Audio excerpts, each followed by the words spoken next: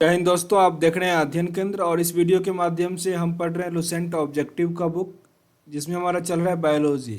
कल गलती से मीन्स इस वीडियो के बदले मीन्स ये जो कवर होता है ना, थंबनेल, वो गलत लग गया था। तो आप लोगों से रिक्वेस्ट है, अगर आप, मैं तो कहता हूँ कि डिसलाइक करो, कोई बात नहीं, डिसलाइक करो, पर साथ ही कमेंट बॉक्स में बता दो कि रीज़न क्या है। मुझे समझ में नहीं आ रहा था कि आप लोग डिसलाइक किए जा रहे हैं, रीज़न क्या है, क्योंकि वीडियो तो काफ़ी अच्छा बना हुआ था। तब फिर मुझे ध्यान आया कि अच्छा, इसका थंबनेल चेंज था। मीन्स लुसेंट ऑब्जेक्टिव के बदले में कल मैं लुसेंट सब्जेक्टिव डाल दिया था। ओके, तो प्लीज़ रिक्वेस्ट है, कमेंट बॉक्स में जरूर मेंशन कर दिया करो, तब वो समस्या दूर हो पाएगा। ओके, तो चलो स्टार्ट करते हैं फिर से। 40वां प्रश्न है हमारा। एक्सरसाइज का जो नाम दिया गया है वो है पादप जगत का वर्गीकरण। दूसरा एक्सरसाइज है ये। इसमें हमने 1 से लेकर 39 नंबर प्रश्न तक कंप्लीट कर लिया था। अभी हम 40 से आगे देखते हैं। सर्वप्रथम, विषाणु की खोज किसने की? विषाणु का खोज किया इवानोवस्की ने। विषाणु का खोज किसने किया? इवानोवस्की ने। Option number B. विषाणु माने जाते हैं। विषाणु कैसे माने जाते हैं? तो ये सजीव और निर्जीव के बीच एक ट्रांजिशनल ग्रुप है। मीन्स इसका जो कुछ गुण है वो सजीव की तरह है और कुछ गुण कैसा है? निर्जीव की तरह है। तो ऑप्शन नंबर सी यहाँ आपका सही हो जाएगा। निम्नलिखित में से किसमें एंजाइम नहीं होता है? एंजाइम विषाणु में नहीं होता है। विषाणु में एंजाइम नहीं होता है, काफ़ी इंपॉर्टेंट है ये। निम्नलिखित में से किसमें एंजाइम नहीं होता? तो विषाणु में एंजाइम नहीं होता है। टीएमवी शब्द संबंधित है। टीएमवी शब्द संबंधित है विषाणुओं से। विषाणुओं से। ऑप्शन नंबर सी यहाँ पे आपका सही है। शाम को 7:30 बजे मैं प्रत्येक दिन बायोलॉजी का लाऊंगा। अगर बायोलॉजी नहीं हुआ तो अब किसी ना किसी का ऑब्जेक्टिव ही आएगा, तो आप लोग जरूर अटेम्प्ट करना, और सब दिन लाइव के टाइप का ही होगा। आपका क्वेश्चन का जो आप लोग आंसर देते हो वो मैं देखता रहता हूँ। ओके, तो जितना हो सके शेयर करो और अधिक से अधिक लोग इसको पार्टिसिपेट करो। ओके, 44वां प्रश्न है हाइड्रोफोबिया। मैंने जिक्र किया था, जहाँ भी हाइड्रो आए मतलब ये पानी से संबंधित है। ओके, और हाइड्रोफोबिया मतलब पानी का डर हो रहा है। तो ये रोग उत्पन्न कहाँ से होता है ये पूछ रहा है। तो ये विषाणु से होता है। हाइड्रोफोबिया विषाणु से होता है, जिसमें पानी से डर होगा। कुत्ते काटने से हालांकि ऐसा होता है। कुत्ते के काटने से जिस विषाणु के द्वारा घात रोग उत्पन्न होता है वो क्या कहलाता है? Hydrophobia. Hydrophobia. Option number B. ऐसे समझो, कुत्ते के काटने से जो हाइड्रोफोबिया होता है वो मेनली विषाणु से होता है। चेचक के लिए टीके का विकास किया जाता है। चेचक के लिए टीके का विकास किसने किया था? ये किया था एडवर्ड जेनर ने। एडवर्ड जेनर ने चेचक के टीके का विकास किया था, काफ़ी इंपॉर्टेंट है। एडवर्ड जेनर ने इसमें से किसका खोज किया? तो चेचक के टीके का। ऑप्शन नंबर डी आपका यहाँ सही है। जहाँ भी मीन्स टीका का खोज होगा, मीन्स वैक्सीन होगा, तो ये समझो ये वायरस के लिए है। और जहाँ भी एंटीबायोटिक बनेगा तो वो बैक्टीरिया के लिए होगा। एंटीबायोटिक से वायरस का इलाज नहीं होगा, उसी प्रकार टीके से बैक्टीरिया का नहीं होता। बैक्टीरिया के लिए हमको एंटीबायोटिक बनाना पड़ता है, और एंटीबायोटिक बनाने के लिए हम किसका उपयोग करते हैं? तो बैक्टीरिया का। ये सब प्रश्न हम पिछली क्लास में कवर कर चुके हैं। विषाणु वृद्धि करता है। विषाणु किस में वृद्धि करता है? तो जीवित कोशिका में। ये बहुत इंपॉर्टेंट है।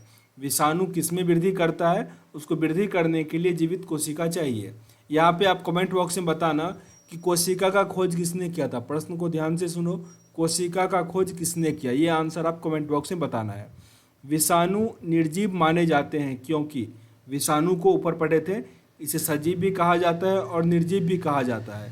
तो विषाणु को निर्जीव क्यों कहा जाता है? क्योंकि ये क्रिस्टलाइज हो सकते हैं। क्रिस्टलाइज मतलब बहुत लंबे समय तक बिना श्वसन लिए, बिना ऑक्सीजन की उपस्थिति में वो रह सकता है। तो ये क्रिस्टलाइज हो सकते हैं। ऑप्शन नंबर यहाँ पे क्या हो जाएगा? बी। एंजाइम अनुपस्थित होता है। विषाणु में एंजाइम अनुपस्थित होता है। ऑप्शन नंबर बी सही है। एड्स का कारण क्या है? एड्स किस कारण से होता है? तो यहाँ पे T4 लिम्फोसाइट की कमी के कारण। लिम्फोसाइट की कमी के कारण। लिम्फोसाइट हमारा वाइट ब्लड सेल में होता है, WBC में होता है। कहीं कहीं WBC का फुल फॉर्म भी पूछ लेता है, तो वाइट ब्लड सेल ठीक करना, नहीं तो वाइट ब्लड कॉर्पस्क्यूल भी लिखा रहता है। इसी में लिम्फोसाइट होता है। ओके, तो लिम्फोसाइट की कमी के कारण क्या होता है? एड्स हो जाता है। हालांकि लिम्फोसाइट कम नहीं होता है, मीन्स ये निष्क्रिय हो जाता है, एक्टिव नहीं रह पाता है, मीन्स खराब हो जाता है। ओके, तो आंसर यहाँ आपका ऑप्शन नंबर ए होगा। और जब हमारा लिम्फोसाइट मीन्स WBC खत्म हो जाएगा तो WBC ही हमारे शरीर में प्रतिरक्षा का काम करता है, वो नहीं रह पाता है। उसके बाद एड्स रोगी को कोई भी डिजीज होगा वो उससे नहीं ठीक हो पाता है और धीरे धीरे बहुत सारे रोगों से वो ग्रसित हो जाता है और वो मर जाता है। 52वां प्रश्न है, HIV द्वारा होने वाला रोग इसमें से कौन सा है? HIV से कौन सा होता है? एड्स है। HIV वायरस का नाम हुआ।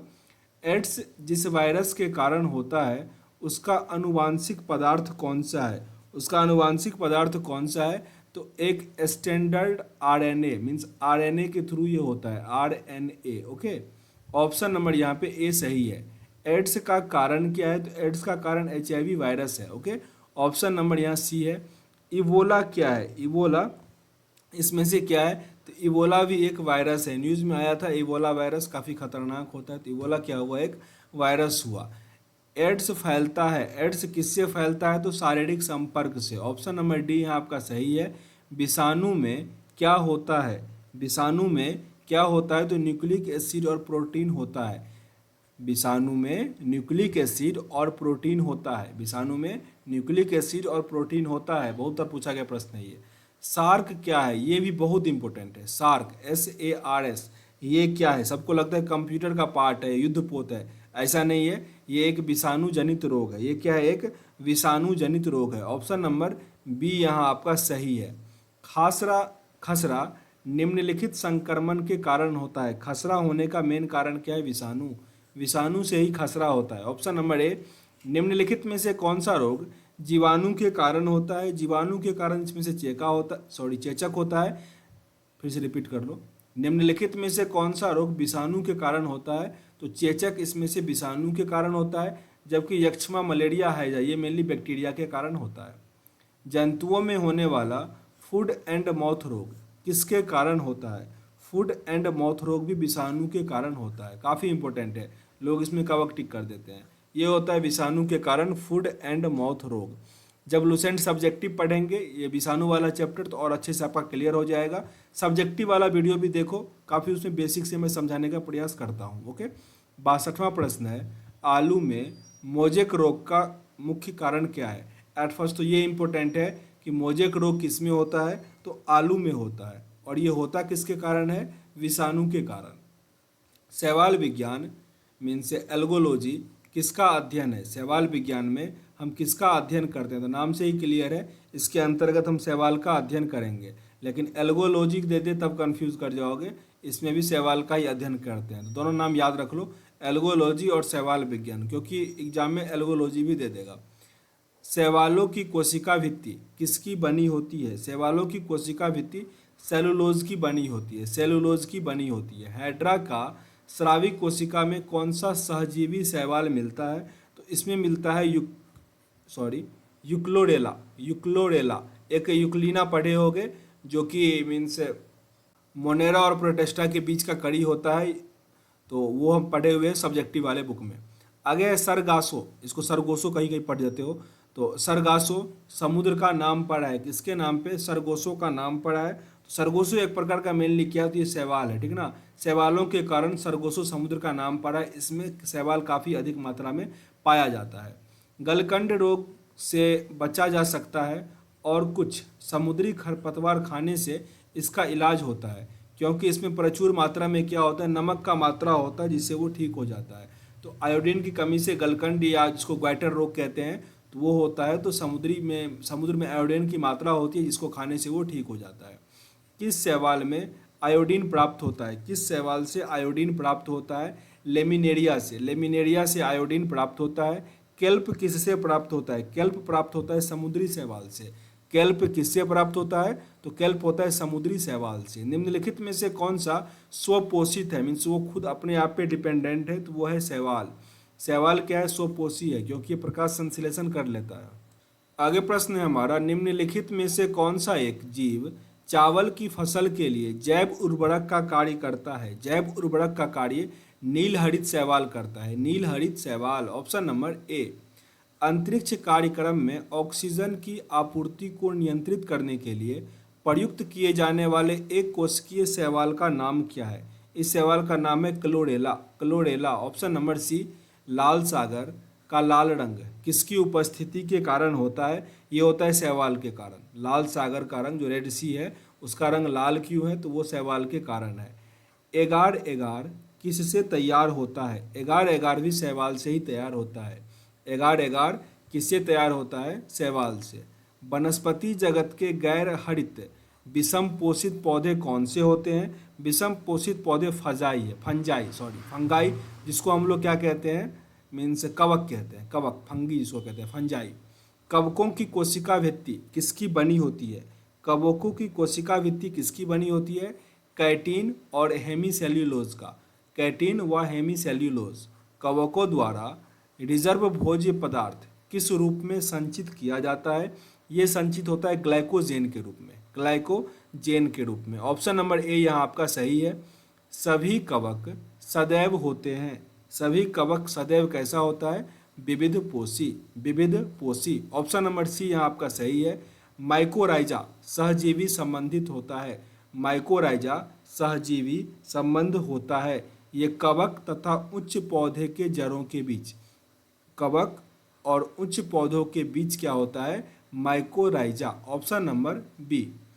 वृक्षों की छालों पर उगने वाले कवक को क्या कहते हैं? वृक्षों की छालों पर उगने वाले कवक को क्या कहते हैं? उसे हम कहते हैं कार्टिकोलस। कार्टिकोलस। आगे प्रश्न है, गोबर पर उगने वाले कवक को क्या कहते हैं? इसे हम कहते हैं कोप्रोफिलस। कोप्रोफिलस। फिर से रिपीट कर लो। वृक्षों की छाल पर जो उगेगा उसे हम कहते हैं कोर्टिकोलस, और जो गोबर पे उगेगा उसको हम कहते हैं कोप्रोफिलस। निम्नलिखित में से किसमें क्लोरोफिल नहीं होता? क्लोरोफिल किसमें नहीं होता? कवक में, क्योंकि ये प्रकाश संश्लेषण नहीं, मीन्स मृत परपोषी पे मृत जीवी पे आश्रित होता है ये, तो इसमें क्लोरोफिल नहीं होता। Option number D.